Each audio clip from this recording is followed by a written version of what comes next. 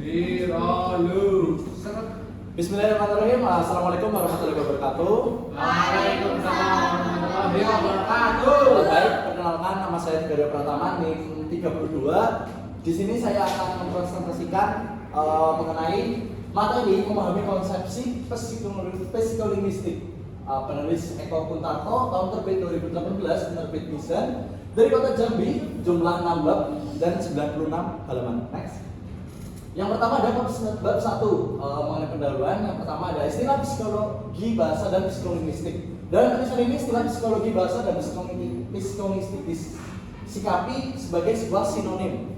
Kedua-duanya merupakan kajian bahasa secara eksternal, yaitu mengkaji bahasa dari segi psikologi. Lalu yang kedua ada lingkup psikolinguistik.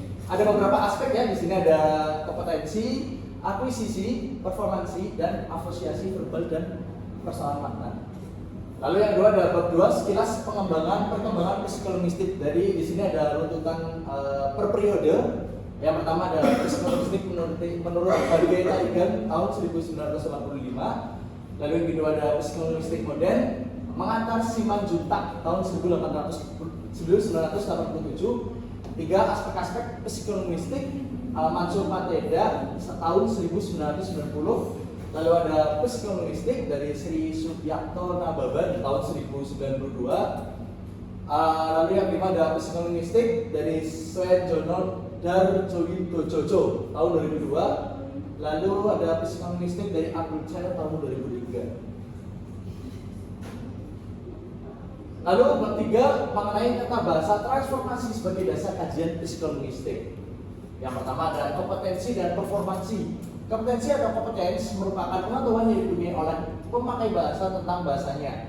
Performansi atau performance, pemakaian bahasa dalam keadaan yang nyata atau sebenarnya. Lalu yang kedua ada kreativitas bahasa atau language creativity atau produktivitas. Bahasa atau language productivity merupakan ciri keuniversalan bahasa. Kreativitas bahasa memiliki 4 aspek, yakni yang pertama ada keterbatasan ekspresi linguistik, yang kedua ada relatif bebas dari pengawasan stimulus, yang ketiga ada keserasian ujaran dengan keadaan, dan yang keempat kesanggupan menciptakan leksikon baru. Lalu yang ketiga ada komponen tata bahasa. Tata bahasa atau grammar merupakan seperangkat wujud yang dikuasai oleh kaidah bersusun atau ordered rules, atau kaidah modifikasi adalah modification of rules.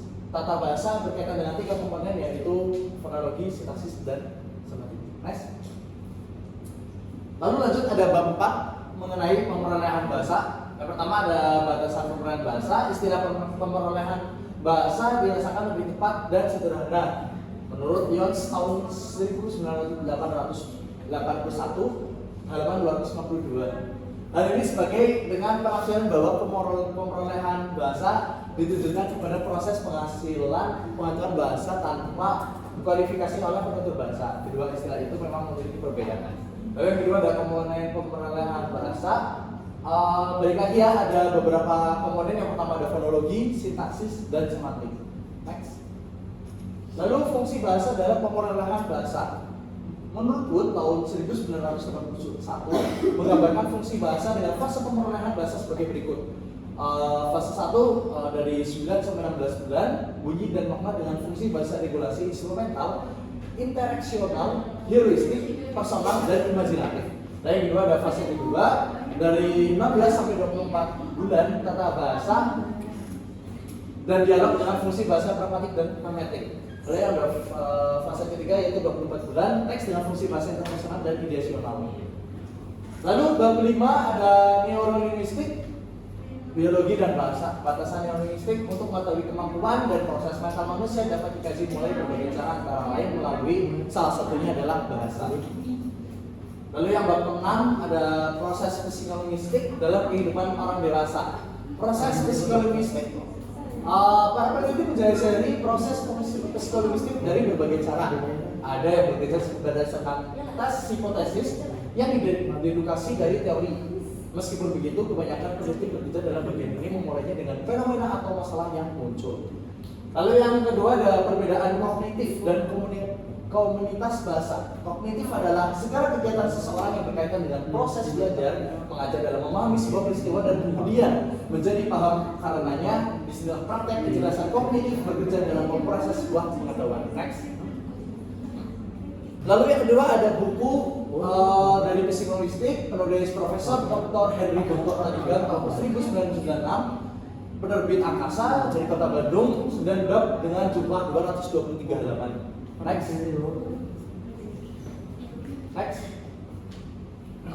Bab 1 pendahuluan. Apa itu psikologistik? Menurut John Lyons, psikologistik adalah telaah mengenai produksi sintaksis dan rekoneksis analisis menurut Lyons 1968 halaman 160. Lalu ada tata bahasa yang pertama, ada tata bahasa transformasi generasi pertama, tata bahasa transformasi generasi kedua, dan tata bahasa transformasi berdasarkan semantik.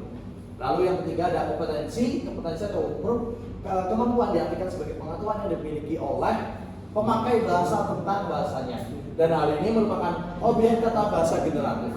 Kompetensi merupakan pengetahuan yang dimiliki pemakai dan pendengar asli mengenai bahasanya secara tidak sadar, implisit dan intuitif dan terbatas. Next. Lalu performansi atau perbuatan adalah pemakaian bahasa itu sendiri di dalam keadaan yang sebenarnya. Performansi linguistik mengacu kepada proses kognitif, kesadaran dan pengertian yang digunakan secara aktual. Next. Lalu yang kedua ada bahasa sebagai sistem kognitif. Yang pertama ada model kognitif. Model kognitif teori bahasa yang melibatkan fenomena mentalistik seperti pemrograman bahasa pada anak secara tidak sadar. Lalu yang kedua ada bahasa sebagai sistem komunikasi. Menurut Block and Traeger tahun 1942 halaman 5 mengatakan bahwa bahasa adalah suatu sistem simbol-simbol bunyi arbitrer yang digunakan oleh suatu kelompok sosial sebagai alat untuk berkomunikasi. Lalu yang kedua ada menurut Joseph Brown tahun 1095 halaman 2 simbol-simbol bunyi ini arbiter yang digunakan oleh para anggota kelompok sosial sebagai alat bergaul satu sama lain. Next. Lalu ada kreativitas linguistik. Kreativitas adalah ciri bahasa yang universal dan menurut konsep kesemestaan bahasa selalu ditekankan. Lalu ada kaidah-kaidah linguistik yang menjelaskan struktur setiap kalimat yang tidak terbatas jumlahnya dalam bahasa itu pasti dimiliki setiap individu. Lalu ada kapasitas tak terbatas dengan cara terbatas. Terdapat sejumlah kaidah linguistik yang terbatas bagi setiap bahasa dan dari kaidah tersebut diperoleh selama kurun waktu terbatas selama beberapa tahun dalam masa anak-anak serta kaidah tersebut disomnian di dalam batas otak yang terbatas. Bahasa khusus dan bahasa umum. Berbahasa merupakan kapasitas umum manusia untuk memiliki suatu sistem komunikasi menggunakan prasarana khusus. Next. Lalu ada bab 3 data dan metode telaah linguistik. Tugas linguis yang pertama, pada dasarnya terdapat 2 linguis, yaitu menggambarkan suatu teori bahasa yang akan menandai atau memberi ciri kemampuan antara bahasa-bahasa dunia, dan linguis mencoba melengkapi penggambaran dalam bahasa khusus. Lalu yang kedua adalah hipotesis mengenai struktur bahasa khusus. Yang ketiga ada perbedaan antara kompetensi dan performansi. Next. Lalu ada bab 4 sintaksis. Pengertian sintaksis merupakan telaah mengenai prinsip-prinsip dan proses yang digunakan untuk membangun kalimat dalam bahasa tertentu. Menurut Kamsik tahun 1997 halaman 11. Lalu ada kaidah struktur frasa. Kaidah struktur frasa adalah kaidah yang menyebutkan satu kalimat inti, yaitu kalimat yang sekaligus memenuhi syarat sebagai kalimat sempurna, sederhana, berita aktif dan alternatif. Afirmatif. Lalu yang ketiga adalah kaidah transformasi. Kaidah transformasi merupakan salah satu dari seperangkat kaidah yang menyelenggarakan operasi tunggal yang perlu bagi pemetaan struktur dalam menjadi struktur luar. Next. Baik, sekian terima kasih presentasi dari saya. Bila ada kekurangan dari saya, mohon maaf. Wassalamualaikum warahmatullahi wabarakatuh. Baik, sebelumnya apakah ada pertanyaan? Untuk 2 pertanyaan gitu. Baik, Mbak Aran dan Mbak Lala, monggo Mbak Aran dulu. Baik, saya dari gambarannya dengan yang ayat 28 disebutkannya apa saja subdisiplin Lanjut Lala. Baik, saya Amelia Maria dengan 527 izin bertanya, mengapa psikolinguistik memiliki hubungan yang erat dengan pembelajaran khususnya dalam pembelajaran bahasa? Terima kasih. Saya akan menjawab pertanyaan dari Mbak Ara. Apa saja subdisiplin psikolinguistik? Yang pertama ada psikolinguistik teoritis, psikolinguistik perkembangan sosial pendidikan, lalu ada psikolinguistik neurologi, lalu ada psikolinguistik eksperimen dan terapan. Bagaimana Mbak Ara? Baik, terima kasih. Lalu saya akan menjawab pertanyaan dari Mbak Lala. Mengapa psikolinguistik memiliki hubungan yang erat dengan pembelajaran khususnya dalam pembelajaran bahasa? Peran psikolinguistik dalam pembelajaran bahasa sangat penting ya, karena dengan memahami psikolinguistik, seorang guru memahami proses yang terjadi dalam diri siswa ketika siswa menyimak, berbicara, membaca ataupun menulis, sehingga manakala kemampuan dalam keterampilan berbahasa bermasalah, guru dapat melihat dari sudut pandang tertentu.